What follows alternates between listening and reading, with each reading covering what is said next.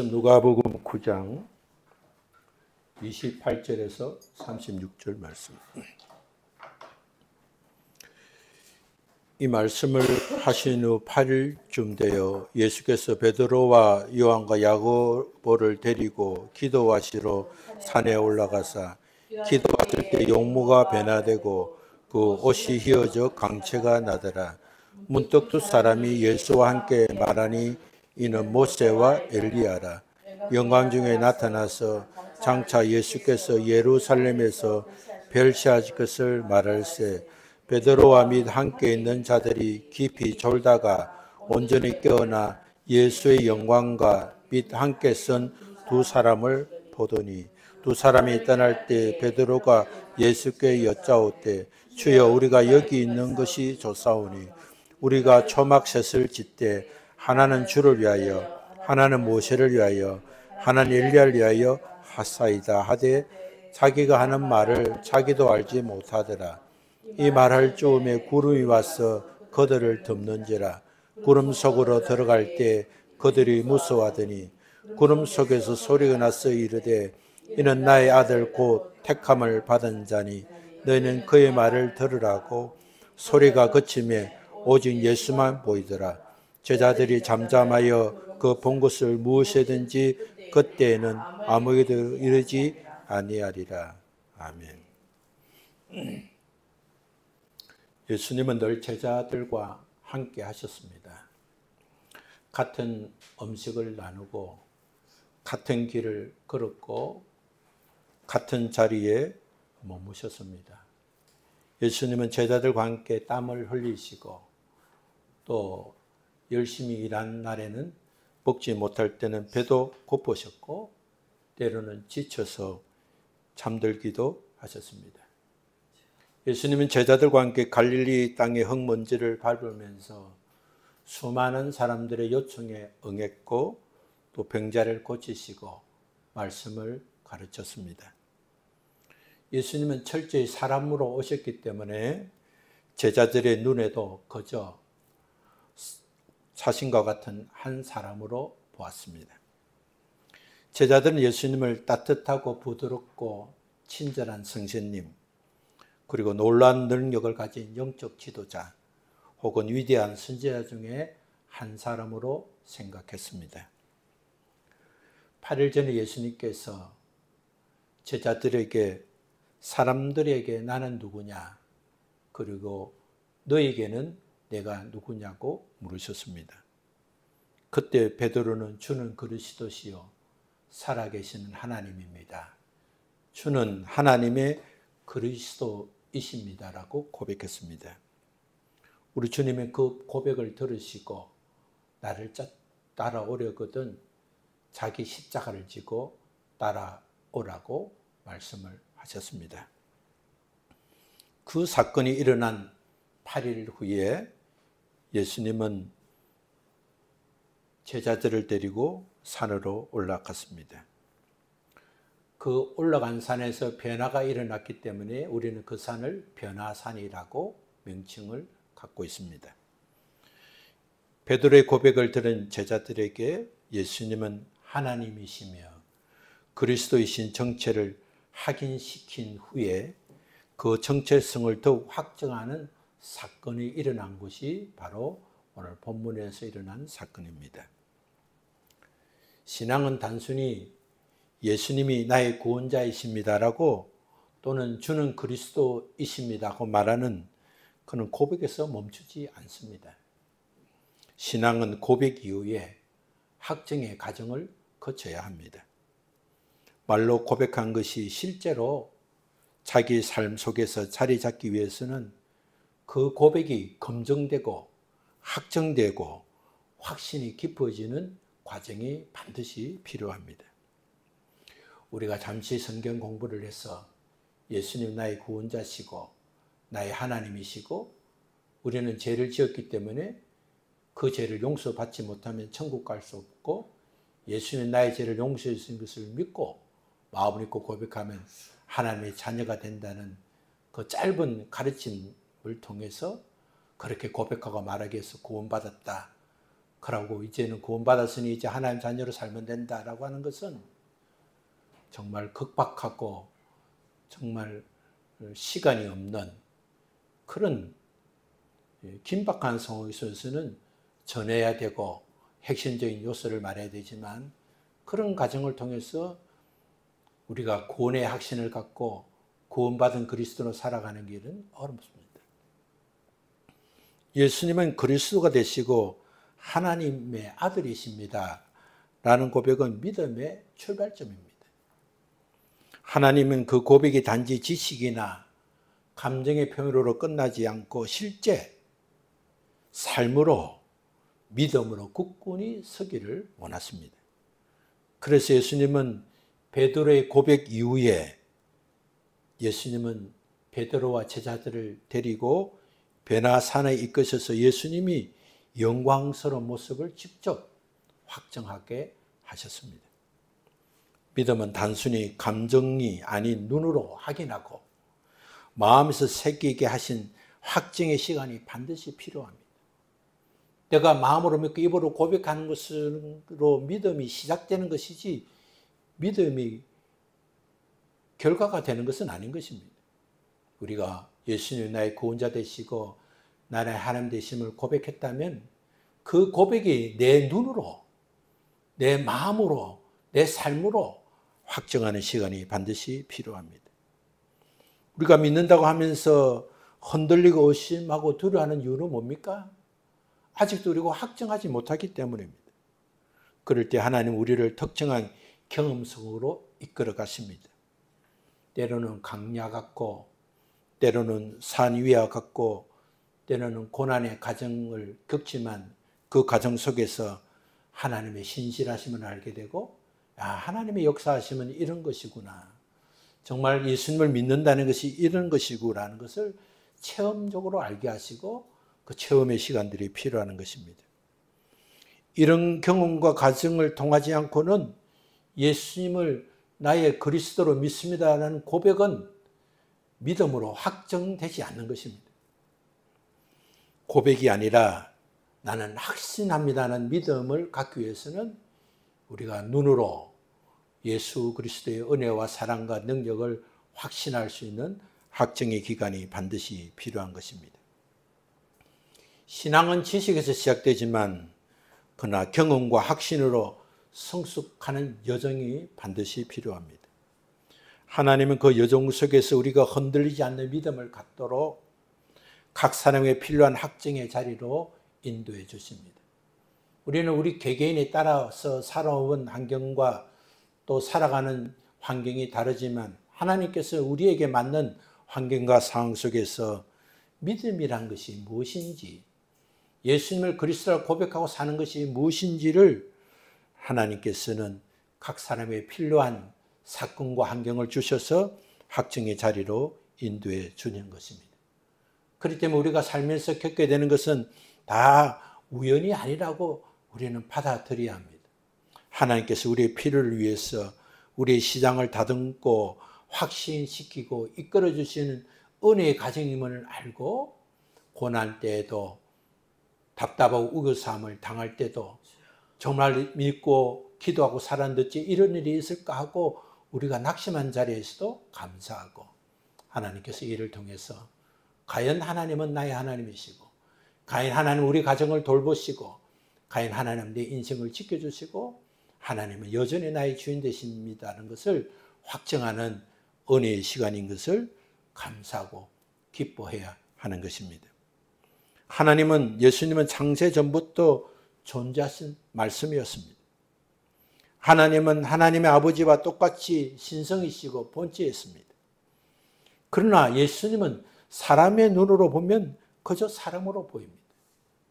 외형만 보고 판단하는 사람의 시선은 예수님의 참된 정체를 알 수가 없습니다. 제자들이 예수님과 함께 동고동락했지만 예수님이 정확하게 어떤 분이신지 이해하지 못했습니다. 때로는 예수님의 능력에 놀라기도 하고 또 예수님의 고난 얘기를 이해하지 못했어. 아니 메시아이신데 왜 고난을 받으시고 메시아이신데 왜 고난받고 십자가에 죽으신지 예수님이 왜 거기를 가셔야 하는지를 그들은 두려워하고 반발하고 이해하지 못했습니다.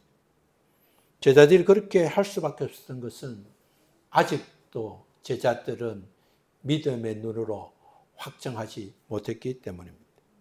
여전히 제자들은 사람의 눈으로 판단했기 때문에 예수님의 겸손과 인내, 말없이 십자가를 향해서 걸어가는 모습은 도무지 메시아답게 보이지 않았습니다. 정말 메시아라고 한다면 그렇게 하실 필요가 있을까? 정말 하나님, 우리 하나님 되시고 나를 지키시고 사랑하시고 은혜를 베풀어 주시기 원하신다면 어떻게 나에게 이런 일이 있을까? 하고 받아들이지 못하는 것입니다. 지금도 예수님을 도덕적 위대한 인물로만 인정하는 사람들이 있습니다. 예수님은 좋으신 분이야. 사랑과 용서를 말씀해 주시고 또 인류에게 사랑과 용서를 가르쳐 주신 분이라고 생각하고 평가하고 그 이상으로 나아가지 못하는 사람들이 많습니다. 좀 더 발전해서 예수 믿는 사람이라고 한다라도 예수님을 기도하면 응답해 주시는 분으로, 복을 주시는 분으로만 인정하는 사람들이 있습니다. 그래서 기도할 때 기도가 응답되면 주님께 기도하고 더 가까이 나가지만 응답하지 않을 때는 쉽게 등을 돌리기도 합니다. 기도해봐야 소용이 없고, 기도는 그저 나를 위로하는 것이고, 기도는 그저 나를 보호하는 것이지 기도한다고 다 되나 하고 하나님께 기도하지 않고 멀어지게 되는 것입니다. 예수님은 우리가 필요할 때만 찾는 문제 해결자가 아닙니다. 우리가 예수님을 있는 그대로 바라지 못하는 이유는 여전히 우리는 우리의 열리지 않는 눈으로 예수님을 보고 있기 때문입니다. 하나님이 열어주지 않는 상태의 눈으로 예수님을 바라본다면 예수님은 진정한 능력과 영광을 경험할 수 없습니다. 그저 내가 생각하고 판단하고 이해하는 정도에만 늘 예수님을 평가하고 그 평가한 대로 믿고 사는 존재가 되는 것입니다. 예수님께서 베나산에서 제자들의 눈을 열어주셔서 지금까지 육안으로 볼 수 없었던 예수님의 영광을 보게 된 것처럼 우리도 그런 은혜가 필요하고 그런 은혜를 사모해야 합니다. 하나님, 내가 알고 있는 지식과 경험의 눈으로만 예수님을 보지 않고 하나님, 내 마음의 눈을 열어주시고 영의 눈을 열어주셔서 예수님의 실체를 알고 예수님이 나에게 주시고자 하는 은혜가 무엇인지를 알고 예수님이 나를 통해서 하고자 하는 그 은혜와 사랑이 무엇인지를 알 수 있도록 하나님, 나의 영의 눈을 열어달라고 우리는 사모하고 기도해야 하는 것입니다. 예수님은 제자들을 데리고 산에 가신 목적은 단 하나입니다.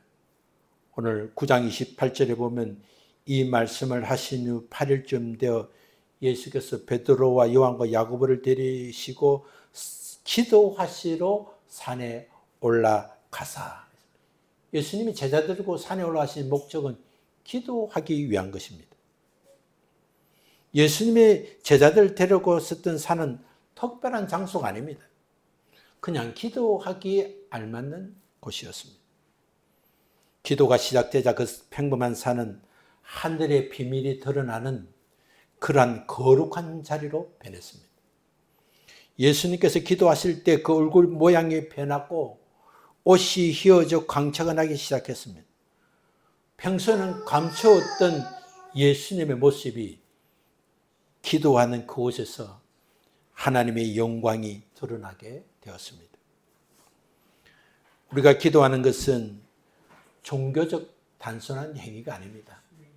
예수 믿고 구원받아 하나님의 자녀가 되었으니까 밥 먹을 때도 기도해야 되고 감사할 때도 기도해야 되고 무슨 일인가 또 마치 직원이 상사에서 일일 보고를 하듯이 그렇게 하는 것이 기도가 아닌 것입니다. 기도는 보고하고 기도는 종교 행위로 당연히 해야 한다는 그런 수단이 아닌 것입니다.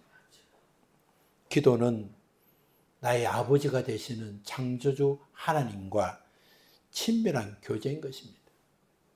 아버지이기 때문에 자식에게 하루에 한 번은 전해야 되고 자식이기 때문에 부모에게 전해야 되는 그러한 맺어진 어떤 규정 같은 것이 아닌 것입니다.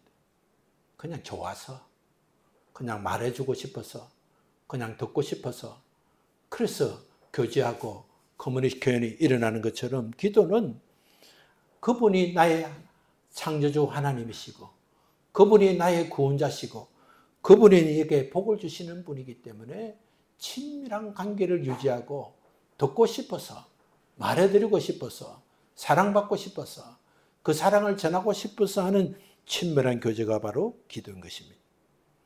기도는 보이지 않는 영적 세계를 열어달라는 두드림이기도 하는 것입니다. 하나님은 영이시기 때문에 하나님과 긴밀한 관계, 친밀한 관계를 유지하면 영적인 눈이 열리고 귀가 열리고 관계가 회복이 되는 것입니다. 하나님께서 제자들을 기도하는 자리에 인도하셔서 눈을 열어주신 것처럼 기도하는 자리로 주님께서 우리를 이끌어 주시는 것은, 기도해야 되겠다는 마음을 주시는 것은 하나님께서 우리에게 삶의 계획을 알려주시고 우리의 눈을 열어주시고 우리에게 복을 주시기 위한 하나님의 은혜가 드러나는 자리가 되는 것입니다. 예수님의 영광스러운 모습이 드러난 것은, 제자들이 이 광경을 목격하는 것은 기도할 때입니다. 기도할 때 일어나는 이런 일들은 우연히 일어나는 것이 아닙니다. 우연히 기도할 때 그런 일이 일어나는 것이 아니라 기도할 때 그 일이 일어나는 것입니다. 하나님은 언제나 기도하는 자에게 감추어진 하나님의 마음을 보여주기를 원하십니다. 우리가 세상 속에서 혼잡하고 복잡한 현실과 어려운 문제가 시달릴 때 기도하면 서서히 빛을 볼 수가 있습니다. 살아계신 하나님, 나를 사랑하시는 하나님, 항상 나를 기대하시고 기회를 주시고 그 길을 인도하시는 하나님은 기도할 때 느낄 수 있고 또한 더 깊어지면 그것을 볼 수가 있는 것입니다. 중요한 것은 제자들이 산 위에 기도하다가 금방 예수님의 영광을 본 것이 아닙니다. 32절 말씀을 보면 그들이 졸다가 깨어나 보매 예수의 영광과 함께 두 사람을 보았다고 기록했습니다. 기도의 자리에 있지만 처음부터 깊은 기도가 되지 않습니다. 어떨 때는 기도하다 시작을 했는데 보면 졸고 있다가 깨면서 아니 잠시 잠조라 했더니 벌써 이렇게 많이 잤나? 이렇게 미안하게 생각할 때가 있습니다. 그러나 기도하다가 깨어난 그 순간 제자들은 보지 못했던 세계를 보았습니다. 이것이 기도의 실체입니다. 기도는 처음부터 집중되고 깊어지고 영광의 자리에 들어가는 것이 아닌 것입니다. 기도하다 보면 피곤해서 졸기도 하고 집중이 안 되기도 하고 했던 말을 또 하기도 하고 무슨 말을 했는지도 알지 못하게 되지만, 그러나 어린아이가 부모에게 뭘 똑똑히 잘해서 부모가 좋아하는 것이 아니라 좋은 관계를 유지하려고 웃기도 하고 또 좋아하는 관계를 통해서 또한 불편한 행동을 하도 그의 마음을 보시고 그의 행동을 보시고 하나님께서 사랑하는 자녀에게 은혜를 주시는 것처럼 우리에게 은혜를 베풀어 주시는 것입니다.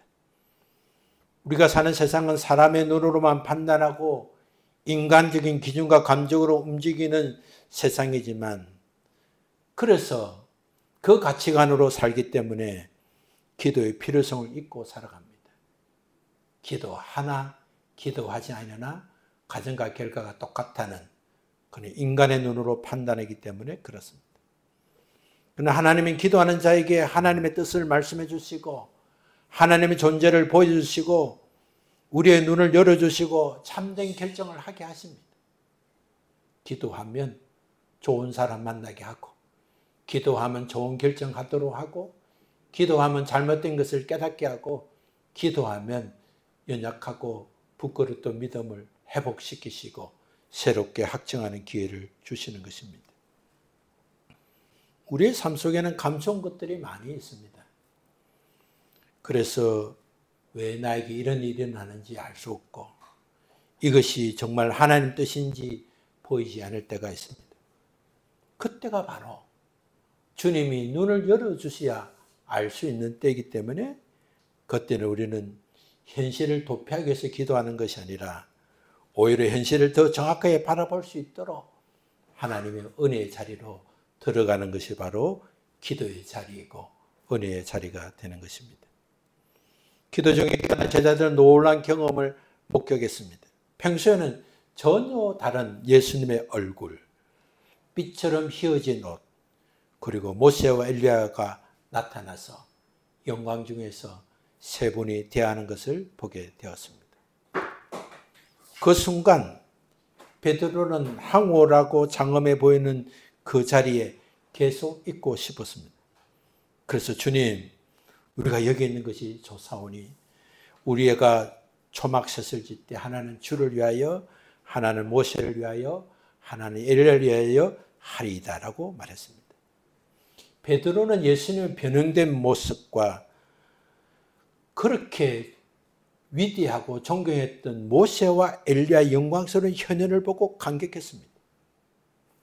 하늘의 영광과 하나님의 임재를 사모하는 마음에서 나온 베드로의 반응은 너무나 귀하고 존귀하고 또 베드로의 판단이 너무나 좋게 생각이 됩니다.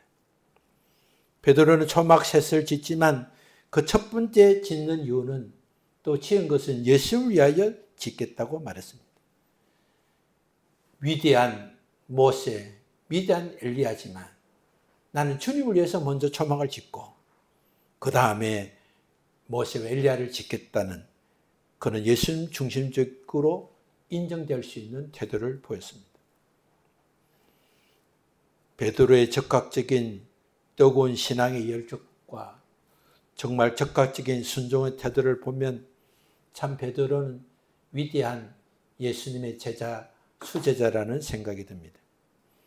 그러나 베드로는 영적인 눈은 열렸지만 아직도 하나님의 뜻을 온전히 이해하지 못했습니다.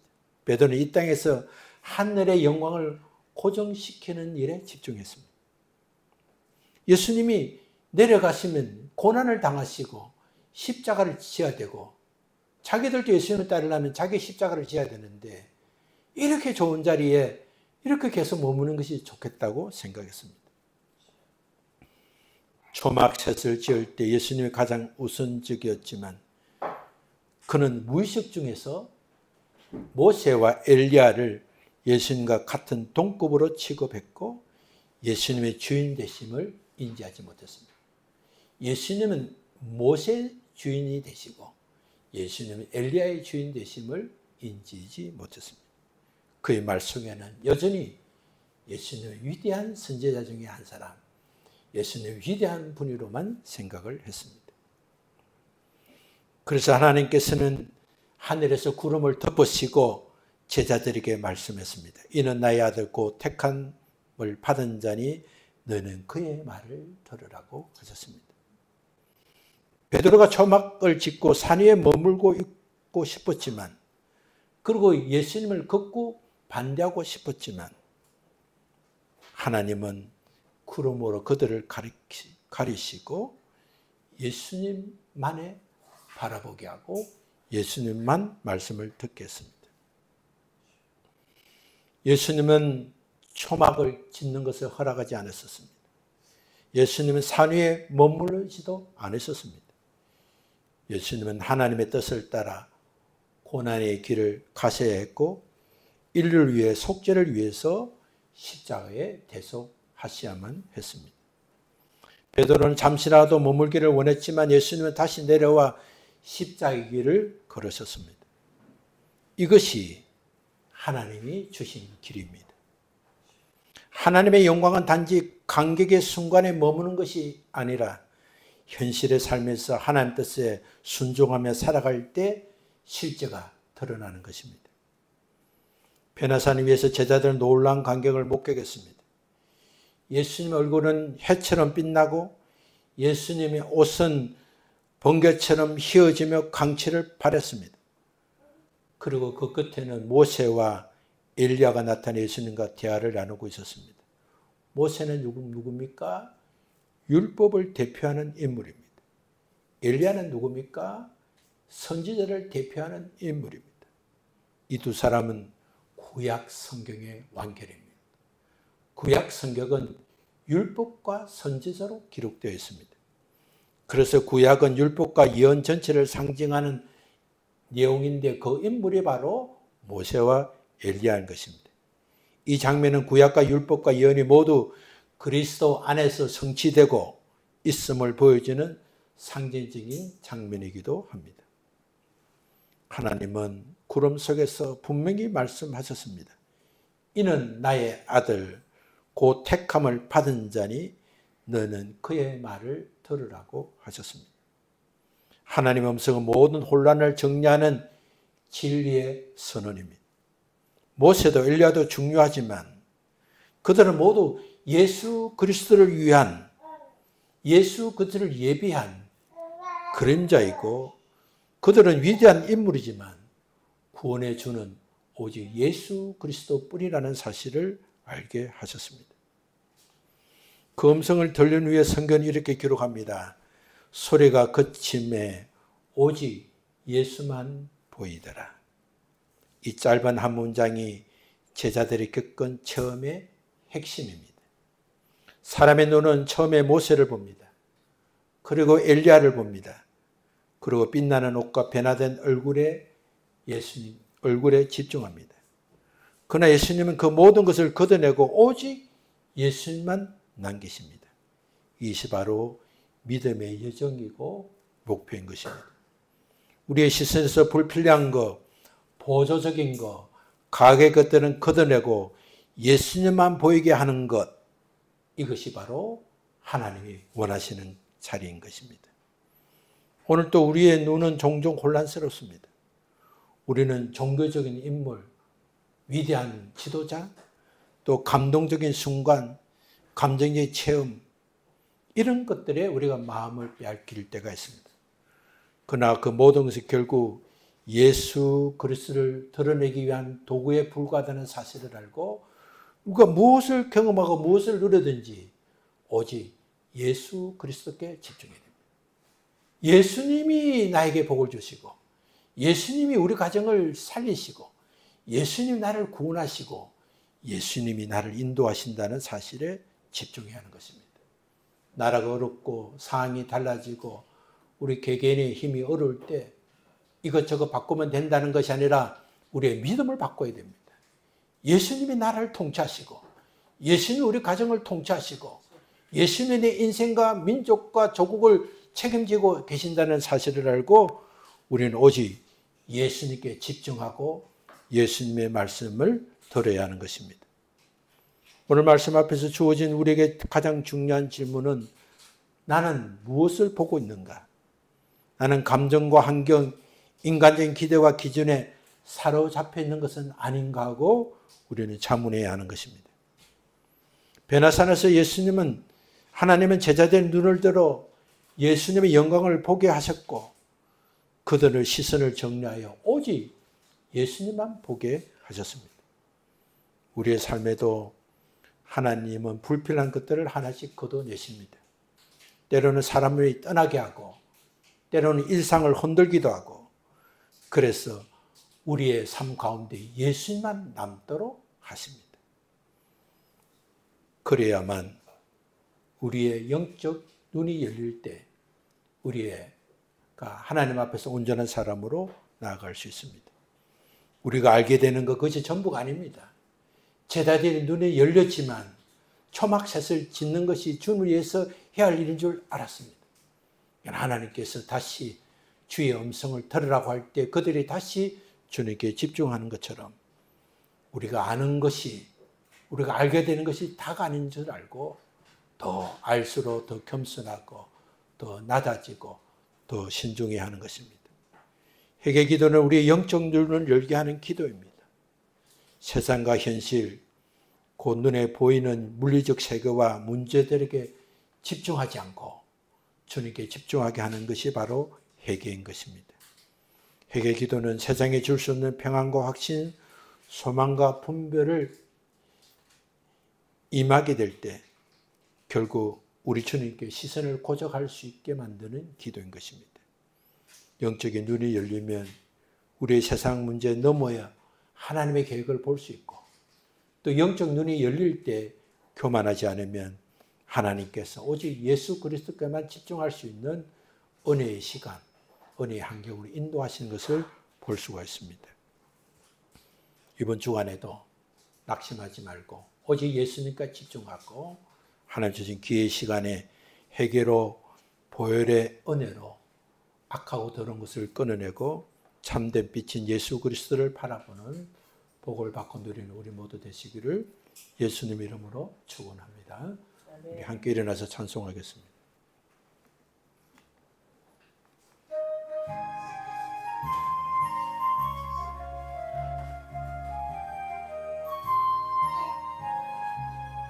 내가 매일 기쁘게 순례의 길 행하는 주의 팔이 나를 안보하며 내가 주의 큰 복을 받는 참된 비결은 주의 영이 함께함이라.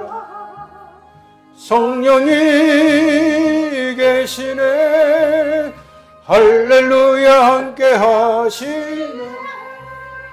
좁은 길을 걸으며 밤낮 기뻐하는 것 주의 영이 함께함이라. 전에 죄에 빠져서 평안함이 없을 때 예수 십자가의 공로 힘입어 그 발 아래 엎드려 참된 평화 얻으며 주의 영이 함께함이라. 성령이 계시네 할렐루야 함께하시네. 좁은 길을 걸으며 밤낮 기뻐하는 것 주의 영이 함께함이라.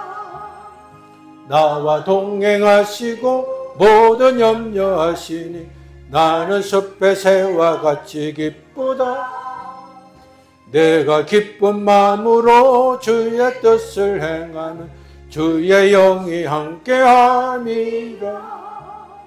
성령이 계시네 할렐루야 함께하시네. 좁은 길을 걸으며 밤낮 기뻐하는 것 주의 영이 함께함이라. 세상 모든 욕망과 나의 모든 정욕은 십자가의 임을 벗을 박았네. 어두운 밤이 지나고 무거운 짐 벗으니 주의 영이 함께함이라. 성령이 계시네 할렐루야 함께하시네. 좁은 길을 걸으며 밤낮 기뻐하니 주의 영이 함께함이라. 하나님 감사합니다. 오늘도 주님께서 우리에게 믿음의 눈, 영의 눈, 또 열린 눈을 가지고도록 우리에게 말씀해 주시고 깨닫게 하시니 감사합니다. 내가 알고 있는 그 정도로 세상을 사는 것 아니라 더 이상 알게 하고 확신하며 살도록 우리에게 말씀해 주시고 그 길로 인도해 주신 하나님 감사합니다. 오늘 주님이 주신 말씀을 깨달아 하나님 회개의 자리로 나아가게 해주시고 하나님 주신 열어주신 눈을 통해서 나와 환경과 상황과 현실과 장래와 영원한 세계를 볼 수 있는 믿음의 사람이 되게 하여 주옵소서.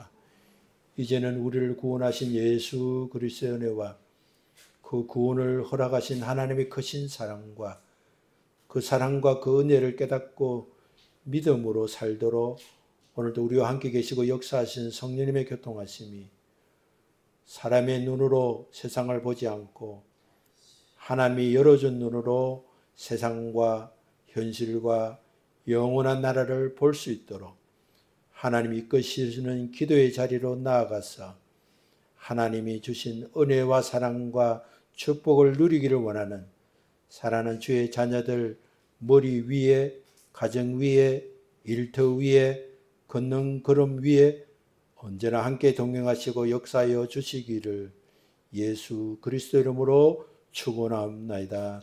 아멘.